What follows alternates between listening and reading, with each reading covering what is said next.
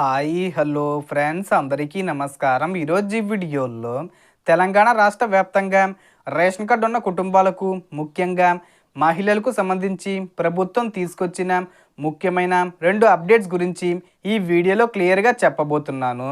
వీడియోని ఎక్కడ కూడా స్కిప్ చేయకండి ఫ్రెండ్స్, అండ్ వర్డ్ చూడండి. వీడియోని స్టార్ట్ చేసే ముందు మీకు ఒక small request friends, TG government నుంచి పథకాలకు సంబంధించి ఏ చిన్న అప్డేట్ వచ్చినా మీరు మిస్ కాకుండా ఉండాలంటే వెంటనే మన ఛానల్ని సబ్స్క్రైబ్ చేసుకోండి.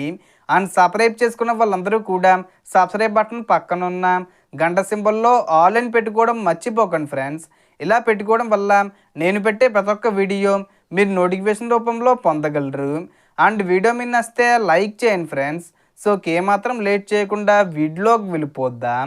సో మహిళా సంక్షేమానికి ప్రాధాన్యత ఇస్తూ ప్రభుత్వం ఇప్పటికే ఉచిత బస్సు ప్రయాణం వంటి పథకాలను అమలు చేస్తుంది. అలాగే మహిళల ఆర్థిక భద్రత కోసం మరిన్ని నిర్ణయాలు తీసుకుంది. ఇప్పుడు తాజాగా ప్రకటించిన 2 ప్రధాన అంశాల్లో మొదటిది ఆసరా పెన్షన్లకు సంబంధించినది. వితంతు మహిళలు, ఒంటరి మహిళలు మరియు ఇతర అర్హత గల మహిళలు ఆసరా పెన్షన్ల కోసం దరఖాస్తు చేసుకునే అవకాశం ఇవ్వబోతున్నారు. వితంతు పెన్షన్కు అప్లై చేయాలంటే భర్త మరణ ధృవీకరణ పత్రం, భర్త ఆధార్ కార్డు, దరఖాస్తుదారురాలి Aadhaar card, ration card, voter ID, ఆదాయ ధృవీకరణ పత్రం వంటి డాక్యుమెంట్లు సిద్ధంగా ఉంచుకోవాలి. ప్రభుత్వం దరఖాస్తులను స్వీకరించి ప్రస్తుతం అందుతున్న పెన్షన్ మొత్తాన్ని పెంచే విషయంపై కూడా నిర్ణయం తీసుకుంది. అంటే ఇప్పటి మొత్తానికి అదనంగా పెంపు చేసి మార్చి నెల నుంచి పెరిగిన మొత్తాన్ని పంపిణీ చెయ్యాలని లక్ష్యంగా పెట్టుకుంది. సో పెన్షన్లను ఎప్పుడు పెంపు చేస్తారనేది రాష్ట్ర ప్రభుత్వం మార్చి 10వ తేదీ వచ్చేలోపు ప్రకటించే అవకాశం ఉంది. కాబట్టి అర్హత ఉన్న ప్రతి మహిళ అవసరమైన పత్రాలు సిద్ధం చేసుకుని దరఖాస్తు చేసుకోవడం మంచిది. ఇక ఉచిత బస్సు ప్రయాణ విషయానికి వస్తే ప్రస్తుతం ఆధార్ కార్డు చూపించి ప్రయాణం చేస్తున్న మహిళలకు త్వరలోనే స్మార్ట్ కార్డులు ఇవ్వాలని ప్రభుత్వం నిర్ణయించింది.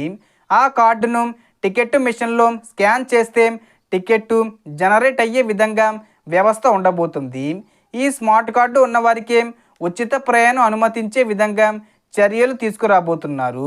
కాబట్టి డిపో స్థాయిలో వివరాలు చెక్ చేసి కార్డులు పంపిణీ చేయనున్నారు.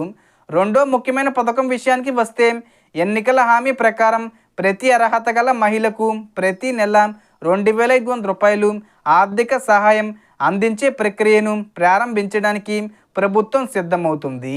ఈ పథకానికి అప్లై చేయాలంటే రేషన్ కార్డు, ఆధార్ కార్డు, వ్యక్తిగత బ్యాంక్ ఖాతా, మొబైల్ నెంబరు తప్పనిసరిగా ఉండాలి.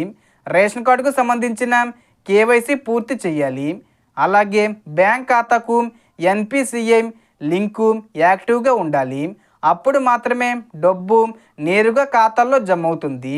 ఈ 2 పథకాల దరఖాస్తు ప్రక్రియను మార్చి నెలలో 10వ తేదీ వచ్చే ముందు తేదీలలో ప్రారంభించి అమలు చేసే దిశగా ప్రభుత్వం ముందుకు సాగుతుంది. సో ఇంకా అప్డేట్స్ అనేది మనకు రావాల్సి ఉంది. కాబట్టి తెలంగాణలో ఉన్న అర్హత గల మహిళలు అవసరమైన పత్రాలు ముందుగానే సిద్ధం చేసుకొని అధికారిక ప్రకటనలు గమనిస్తూ దరఖాస్తు చేసుకుంటే పూర్తి లబ్ధి పొందవచ్చు. ఈ సమాచారం ఉపయోగకరంగా అనిపిస్తే తప్పకుండా లైక్ చేయండి. మీ కుటుంబ సభ్యులు మరియు స్నేహితులతో షేర్ చేయండి. ఇంకా ఇలాంటి తాజా ప్రభుత్వ అప్డేట్స్ కోసం మన ఛానల్ను సబ్స్క్రైబ్ చేసి నోటిఫికేషన్ ఆన్ చేసుకోండి.